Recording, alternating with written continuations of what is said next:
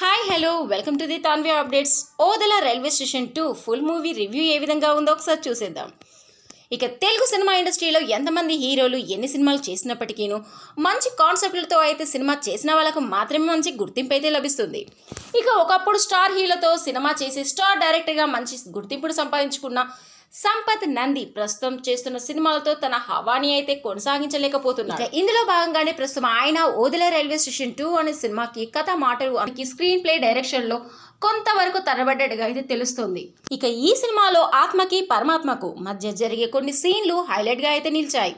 ఇక తమన్నా ఊరిలోకి ఎంటర్ అయ్యే సీన్స్ కూడా చాలా బాగున్నాయి. అయితే కొన్ని చోట్ల సీజీ వర్క్ అంత బాగా సెట్ అవ్వలేదు. అయినప్పటికీ ఆంజనీష్ బ్యాక్గ్రౌండ్ స్కోర్ మాత్రం చాలా అద్భుతంగా ఉందనే చెప్పవచ్చు. కొన్ని సీన్స్ ఎలివేట్ చేయడంలో అది బాగా హెల్ప్ అయింది. ఇక ఆర్టిస్టుల పర్ఫార్మెన్స్ విషయానికి వస్తే మాత్రం తమన్నా ఒంటరి పోరాటం చేసిందనే చెప్పాలి. సినిమా మొత్తానికి తనే హైలైట్గా నిలిచింది. ఆమె చేసిన పాత్ర వల్లే సినిమాకి మంచి హైప్ అయితే వచ్చేసింది.